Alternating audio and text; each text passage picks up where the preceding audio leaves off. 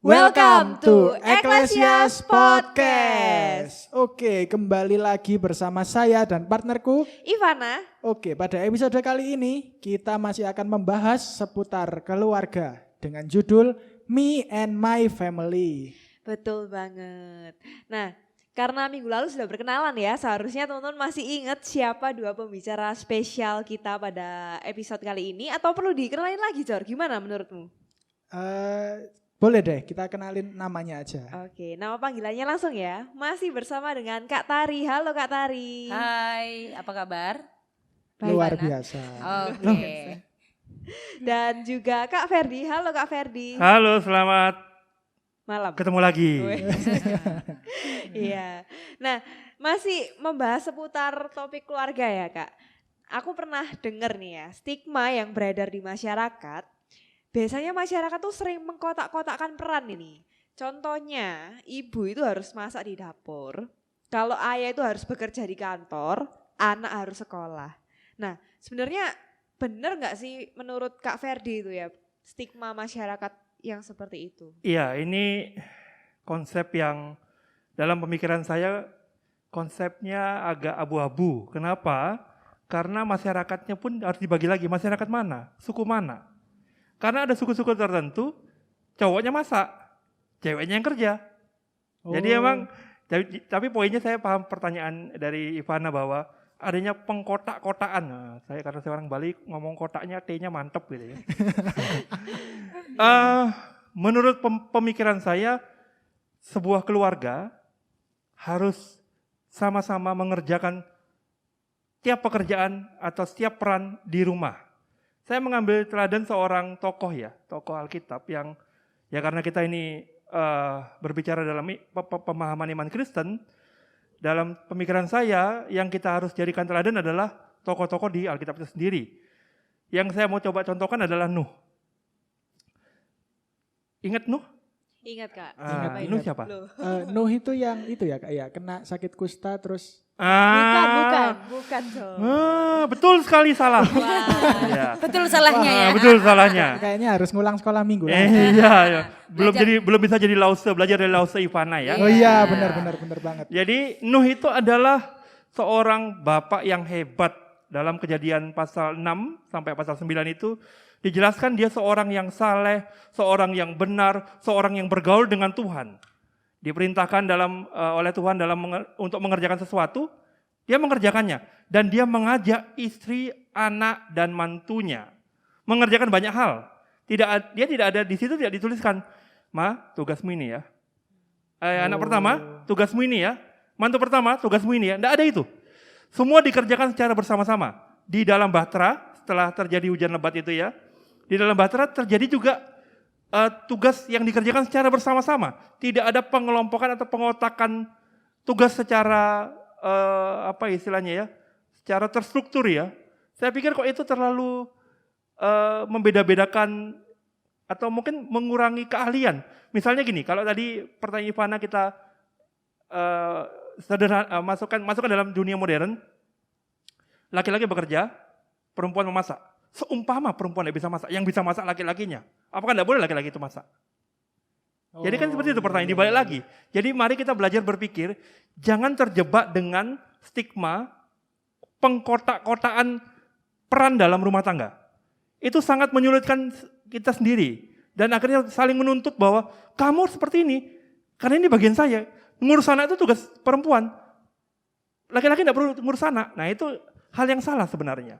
Jadi mari kita belajar dari Nuh. Saya pikir mungkin Kak Tari boleh sedikit menambahkan ya tentang Nuh karena beberapa waktu lalu Kak Tari pernah seminar soal Nuh ini. Oke, tapi saya mau jawab yang awal tadi dulu ya tentang pengkotak-kotakan itu ya. Oh iya, silakan Kak. Ini orang Jawa jadi kotak-kotak. Kalau saya kotak-kotak ya. Ya, wong Jawa juga kotak-kotak juga. Jadi kalau saya ingat-ingat sih dari saya kecil dulu tuh selalu dibilang kalau perempuan tuh nggak usah sekolah tinggi-tinggi toh karena dalam rumah tangga tugasnya dia tuh yang penting bisa ngurus anak ya, yang penting bisa ngurus rumah tangga. Kalau laki-laki ya harus sekolah karena dia harus memikirkan. Sebenarnya ini kan karena adanya pola pikir begini. Kalau laki-laki itu dalam rumah tangga itu tugasnya cari nafkah. cari duit ya, yang menjadi tulang punggung tuh seharusnya begitu. Terus kalau ibu-ibu itu ya bagiannya yang ngurus anak aja.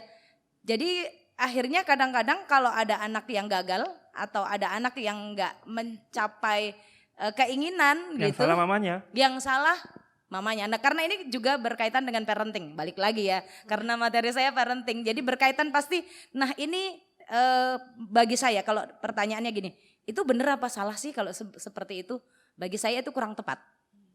Karena sebenarnya bahwa dalam keluarga itu tidak ada pembedaan siapa yang dituntut, yang harus, artinya maksudnya bahwa ini tugas cari nafkah tuh harus benar-benar seorang bapak.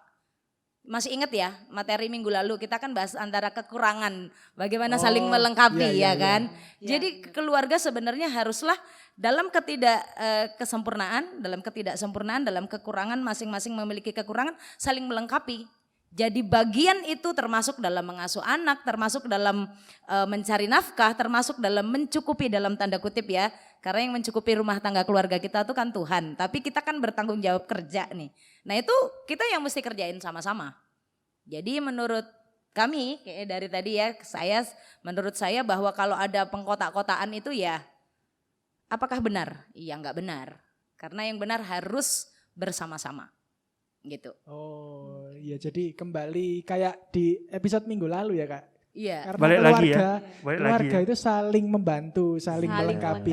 Iya benar, jadi kita harus saling melengkapi dan ya itu tadi sih tugasnya, jadi masing-masing kita harus paham.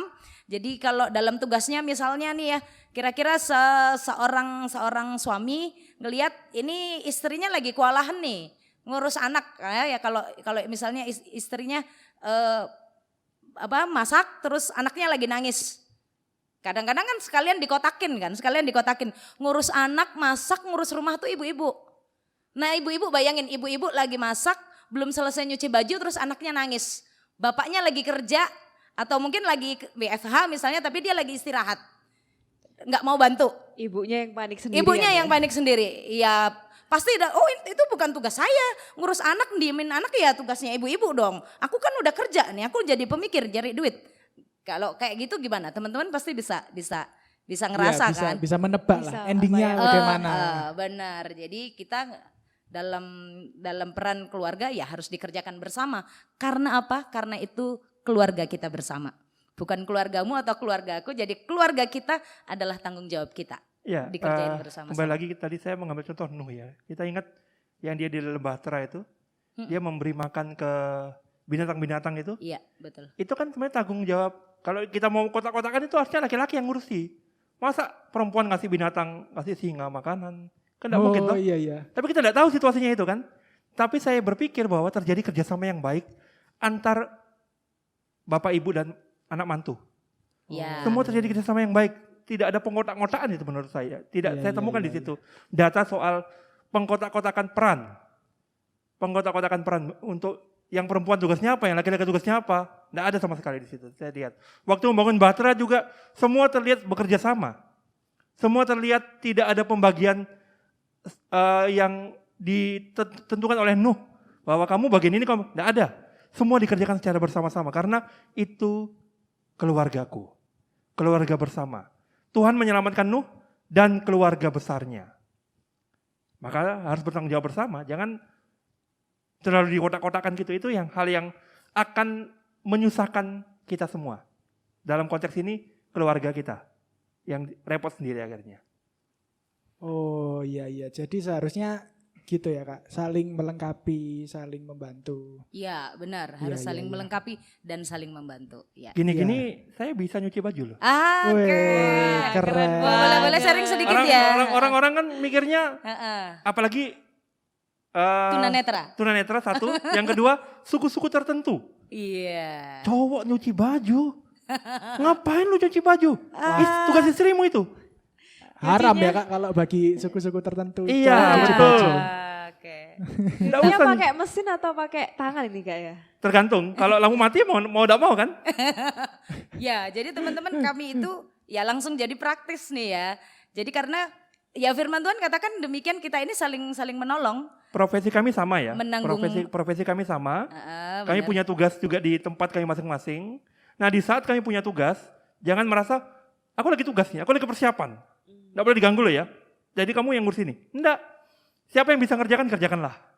Oh. Iya. Hanya jangan suruh saya bawa motor keluar, nggak mungkin toh. Bahaya. Saya pasti akan menggunakan cara, saya panggil online itu Oh. untuk mengantar saya. Seperti Iya, itu. iya, Kalau iya, misalnya iya. kayak mau beli apa umpamanya ya, pakai aplikasi-aplikasi tertentu untuk saya gunakan dalam melakukan tanggung jawab yang tidak dilakukan oleh istri saya pada waktu itu karena Oh. adanya tugas yang lain. Iya, iya, iya. Jadi Jadi dengan, tetap ada pembagian. dengan kata lain juga sambil melatih kepekaan masing-masing ya. Betul. Iya. Misal lagi sibuk, terus Betul. ada yang harus dikerjain, meskipun sebenarnya bukan tanggung jawab atau dalam Menurut konsep, Iya, menurut yang konsep kotak-kotak tadi. budaya Kotak-kotak itu ya. tertentu, Iya. ini kayaknya bukan pekerjaanku misalnya. Iya. Kita nggak seperti itu karena jadi harus secara utuh ya.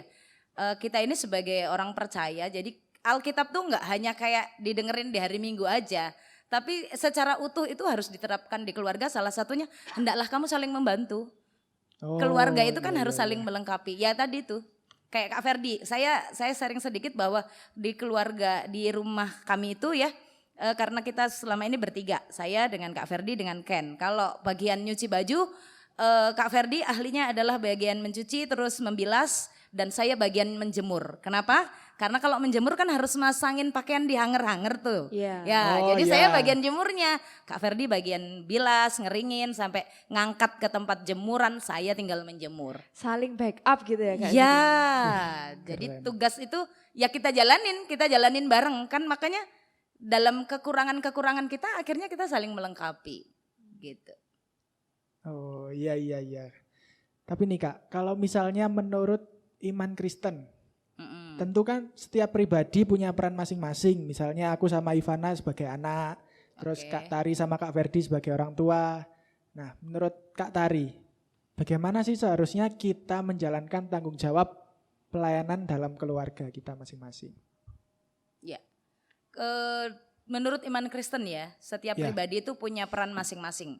Sebagai anak, sebagai orang tua, di Efesus itu membahas tentang bagaimana keluarga menjalani relasinya. Anak-anak harus taat kepada orang tua ya.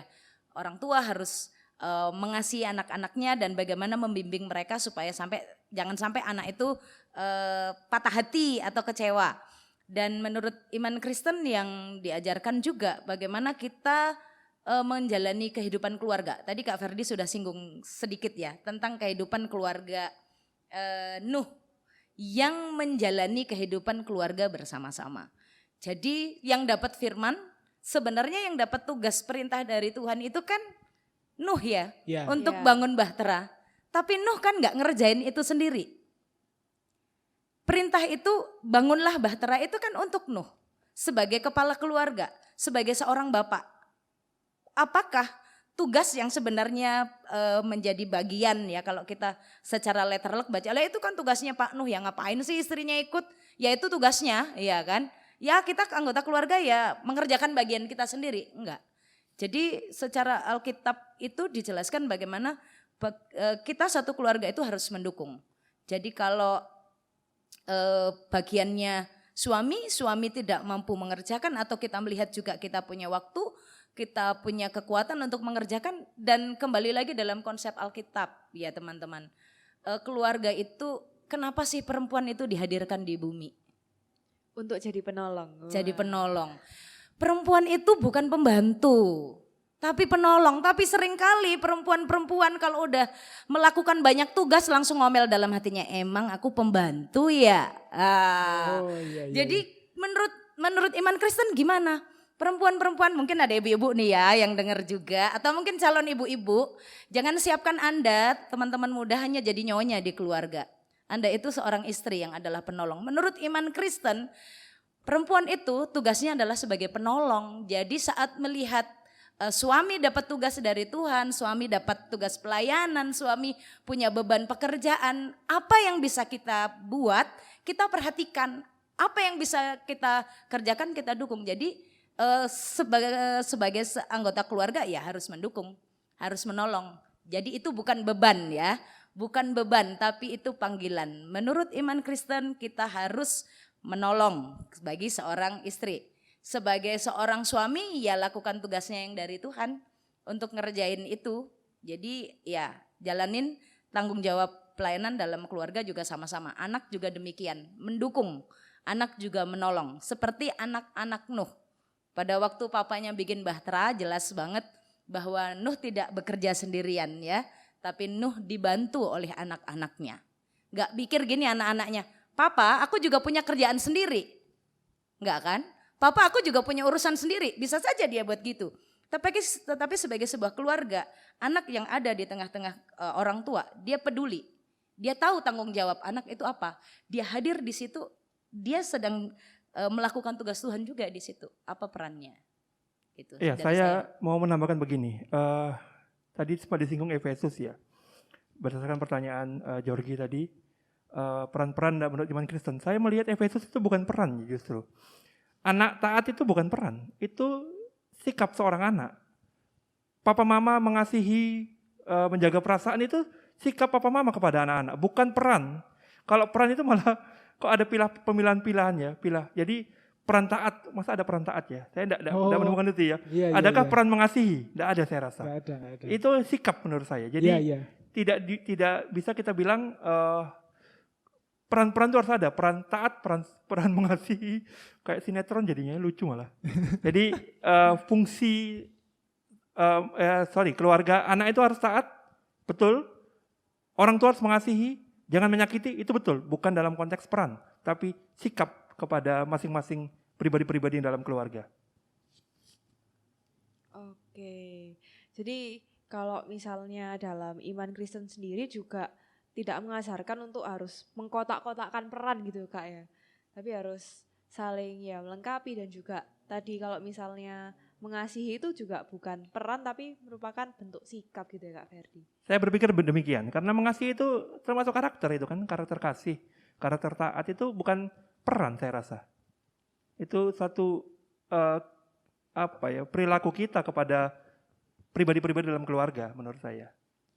Oke, terus Kak kalau misalnya ya tadi kan kita sudah bahas peran, sudah bahas stigma yang di masyarakat dan juga menurut iman Kristen. Nah tapi kalau semisalnya ada anggota keluarga yang memang secara sengaja nggak memenuhi perannya, kira-kira apa dampaknya bagi anggota keluarga yang lain ya Kak Ferdi? Iku wong Surabaya ngomong maya iku. Kembali lagi bahwa berarti dia sedang tidak mau membuat keluarganya menjadi sempurna. Karena apa? Keluarganya tidak akan pernah sempurna kalau tidak ditolong, tidak dibantu dalam melakukan fungsi masing-masing. Misalnya tadi dia tidak mau tahu ya, misalnya harusnya rumah ini bersih, tapi karena kesibukan orang-orang lain yang di rumahnya itu, dia bilang ini bukan tugasku. Yang rugi kan mereka sendiri, yang di dalam rumah itu sendiri. Merasa rugi karena rumahnya jadi tidak bersih. Karena tidak mau merasa ini bukan tugasnya, dia tidak melakukan, ya akhirnya menikmati yang namanya rumah yang orang tertentu bilang selordeh, rumah yang jorok, rumah yang tidak terawat. Kan mengalami kerugian. Secara praktis seperti itu. Kadang-kadang istrinya misalnya lagi sibuk, mamanya misalnya yang biasanya melakukan tanggung jawab memasak ya. Tadi bukan mengkotak-kotakkan tapi emang karena sudah terbiasa memasak, tapi karena dia bilang sudah bukan tanggung jawabku lah, enggak usah masak. Siapa yang rugi? Orang rumah. Jadi akan terjadi ketidaksempurnaan yang sempurna. Itu gimana bahasa Indonesianya? Ketidaksempurnaan yang tidak maksimal. Ya benar emang. Makin tidak sempurna lah itu. Makin hancur itu kan. Karena semua tidak melakukan apa-apa. Semua mengabaikan. Belajarlah untuk kita semua tanpa terkecuali, termasuk kami. Kita harus belajar bahwa mari ini rumahku, ini rumah tanggaku, ini keluargaku. Aku harus melakukan bagian yang bisa kulakukan. Aku tidak boleh melepaskan bagian yang tidak bisa dilakukan orang lain, aku harus bantu. Aku harus tolong. Jangan lepas tangan. Jangan anggap, ya kalau kayak misalnya di luar aja, kita lagi jalan orang buang sampah. Kemarin saya jalan dengan seseorang ya, seorang rekan, ada sampah terbuang. dia mengangkat, ambil sampah itu di pinggir jalan itu sebotol ya, lalu dia buang di tempat sampah. Ngapain Om? Ini orang buang sampah sembarangan. Itu tanggung jawabnya bukan sebenarnya. Itu dalam konteks bermasyarakat. Itu aja dia mikirkan gitu, apalagi kita yang di satu rumah gitu loh. Kalau kita mengabaikannya, jadi kacau balau rumah itu malah. Jadi makin tidak sempurna lah rumah tangga itu. Saya pikir itu dari saya. Ya jadi rugi sendiri gitu ya Kak kalau misalnya nggak. Saya pikir bukan rugi sih, rugi bersama itu. Oh rugi bersama. Iya. Kerugian keluarga. Iya, bersama-sama. merugikan keluarga, Iya, rugi nggak hanya bersama. dirinya sendiri. Jadi memang kadang untuk yang seperti ini perlunya ada kayak manajemen ya mungkin ya, pengaturan. Jadi bukan masalah pengkotak-kotakan, Ya, pengaturan tapi boleh.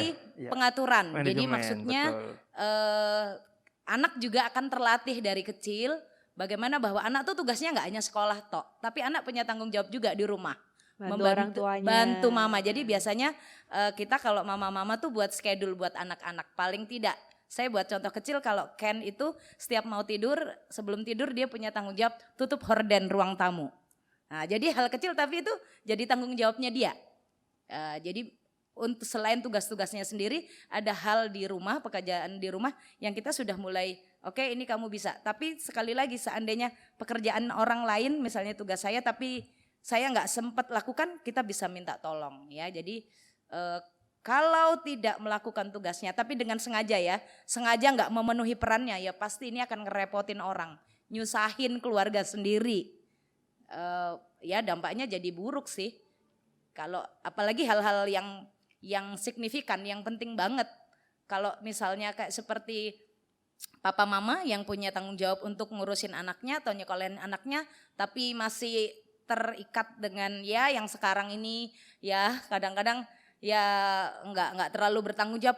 Kadang-kadang mohon maaf sini, kadang-kadang karena ini ada di masyarakat saya lihat emak engkongnya masih ada. Opa omanya masih ada, bantuin ngurus keluarga. Oh Ya, iya. Kasian banget ya, Iya. udah ngurus dia, sekarang ngurus cucunya lagi, aduh. Jadi ini teman-teman muda mesti lihat nih, nanti teman-teman kalau bangun keluarga ya, jangan lakukan yang enggak, karena peran kita sebagai orang tua, kita mengasuh anak itu peran ya, mengasuh Tanggung anak jawab itu itu ya, tanggung jawab kita. Tapi saat kita enggak lakukan itu, kadang-kadang kita mengalih tugaskan ya kan. Sebenarnya itu ya itu tadi sih budaya kita sekarang ini, nikahnya masih muda terus udah punya anak, jadi neneknya, kakeknya masih bisa bantu, akhirnya ya udah nggak apa-apa, papa mama masih bisa urus, kita asik sendiri dengan urusan kita. Itu akan berdampak banget buat anak-anak dan masa depannya dan kepribadiannya dan sekolahnya, dan itu berkaitan semuanya. Jadi Iya. manajemen itu bukan membangun kotak-kotak, pengkotak-kotakan, tapi membangun sistem dan membangun kepekaan. Oh, Jadi iya. arti manajemen yang perlu manajemen juga. Oke Kak, ini aku punya pertanyaan terakhir nih. Kalau misalnya ada orang yang relasi dengan keluarganya sedang ada masalah Kak, misalnya pokoknya nggak baik-baik saja, tapi orang tersebut masih tetap mengerjakan tugas pelayanan di gereja, apa nggak masalah ya Kak? Gimana kalau menurut Kak Tari, apakah bisa dibilang dia memenuhi perannya dalam keluarga? Oke ya. Gimana orang yang sedang nggak baik relasinya dengan keluarga atau dia sedang nggak menjalanin perannya ya, Iya. dia nggak melakukan tugas tanggung jawabnya, tapi dia pelayanan di gereja. Kalau menurut saya dia sebenarnya dia sedang tidak melayani Tuhan. Oh. Tapi dia sedang sibuk dengan perkara sepertinya yang terlihat rohani saja. Saya nggak yakin orang yang sedang melayani itu dalam tanda kutip ya, dia sedang menikmati pelayanan. Karena adanya ketidakbaikan relasi seseorang dengan keluarganya itu sebenarnya adalah sebuah dampak dari dia nggak baik relasinya sama Tuhan. Kalau dia baik sama Tuhan relasinya, pasti dia akan memperbaiki dengan segera gesekan-gesekan itu. Sehingga relasi dengan keluarganya akan baik dan dia akan bisa melayani. Karena Tuhan berkata ya orang yang sedang dalam, ada satu kali Tuhan Yesus mengingatkan murid-muridnya, kalau kamu mau menghadap Tuhan, kamu sedang gak baik dengan seseorang, kamu jangan lanjutin, kamu pulang dulu, kamu selesaikan dulu urusanmu dengan orang itu, sesudah kamu selesai baru kamu lanjutin ibadahmu. Itu firman Tuhan loh bilang gitu. Oh iya iya iya. Jadi harus selesaikan misalnya nih ya, entah pasangan suami istri gitu. Misalnya kayak kami lagi perdebatan terus nggak cocok ada sesuatu. Kami kalau mau pelayanan kami langsung Tuhan ingatin kayak gitu. Damai dulu, baru kita pelayanan karena pasti akan ada dampak rohaninya. Ya pelayanan kita jadi hambar, kita sendiri juga nggak dapat berkat apa-apa, orang lain juga nggak diberkati. Dalam sebuah pelayanan tertentu khususnya, ada yang dibutuhkan namanya keahlian, tetapi juga di dalamnya ada yang namanya kuasa. Berkaitan dengan keahlian, mungkin kalau pemain musik umpamanya ya, atau pemimpin pujian itu dia punya keahlian yang hebat umpamanya. Lalu dia ada masalah di keluarganya, atau dengan relasi dengan orang rumahnya. Saya sangat yakin, hakul yakin, saya percaya dan tidak mungkin dibantah, sulit dibantah. Secara pengalaman pelayanannya menghasilkan kuasa, membuat orang terberkati atau adanya kuasa yang nyata, kuasa Tuhan yang nyata. Bahasanya begini, pelayanannya tidak akan berkuasa apa-apa untuk membuat orang menikmati hadirat Tuhan. Pelayanannya tidak akan punya kekuatan apa-apa untuk membuat orang menikmati hadirat Tuhan. Pelayanannya hanya tampak keahliannya, oh dia ahli.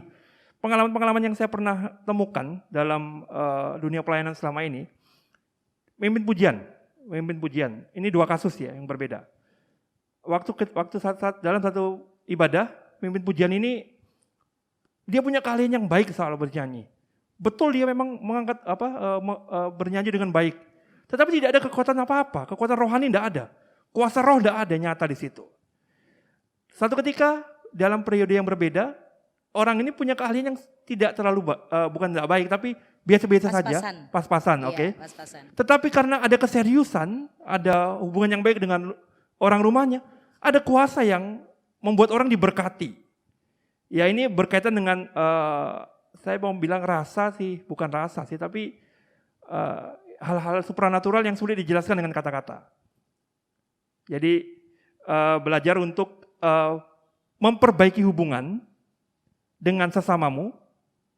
Yang kedua, yang pertama, belajar tidak punya masalah dengan Tuhan, sehingga pelayanan yang kita lakukan akan berdampak menjadi berkat bagi orang lain. Pelayanan itu bukan untuk diri kita, tapi untuk diri Tuhan, dimuliakan. Tuhan diagungkan, Tuhan ditinggikan. Oh iya Tuhan hebat ya. Oh yang memimpin pujian itu sangat luar biasa membawa Tuhan ya, dalam hadirat yang nyata. Oke. Wah, keren sekali Kak jawabannya. Jadi pelayanan bukan untuk show off, tapi untuk memuliakan dan berfokusnya hanya untuk Mantap. Tuhan. Gitu. Ya, betul sekali. Iya, jadi aku menyimpulkan bahwa kalau misalnya ada masalah dalam keluarganya, diselesaikan terlebih dahulu baru pelayanan Melayani. lagi. Iya, benar. Oke, kalau begitu apakah ada ini ya closing statement dari Kak Ferdi mengenai episode kita pada kali ini? Yang pertama, dalam keluarga semua punya tanggung jawab yang sama untuk membangun keluarganya. Semua punya kewajiban yang sama untuk membangun keluarganya. Tidak ada pengkotak-kotakan. Sekalipun ada manajemen, tetapi tujuannya membangun kepekaan untuk membangun bersama keluarga itu. Menjadi keluarga yang menjadi berkat. Yang kedua, hubungan yang baik dengan Tuhan dan sesama akan menghasilkan pelayanan yang berkuasa dan menjadi berkat bagi orang lain. Oke, mantap sekali. Terima kasih Kak Tari dan juga Kak Ferdi untuk setiap jawaban yang telah diberikan. Oke. Minggu ini, minggu lalu dan juga masih minggu depan ya Kak ya? Oke ya, masih siap untuk bersama-sama Oke. lagi. Masih lama ya? Mantap. Oke. Sudah terspoiler ya, jadi masih minggu depan ini masih dengan Kak Tari dan juga Kak Ferdi. Nah, Jor, aku jadi semakin paham gitu ya bahwa tentang berelasi, tentang peran dalam keluarga dan minggu depan apalagi ya yang akan kita bahas Jor kira-kira? Iya nih, minggu depan kita masih membahas di topik keluarga dengan judul Perfectly Imperfect yang sepertinya cukup sensitif ya. Mengandung bawang gitu ya? Iya, boleh. Bawang putih atau bawang merah. Penasaran nggak? Iya. Penasaran kan? Penasaran dong. Oke, kalau gitu stay tune minggu depan. Jadi sekian dan Bye-bye Yuters.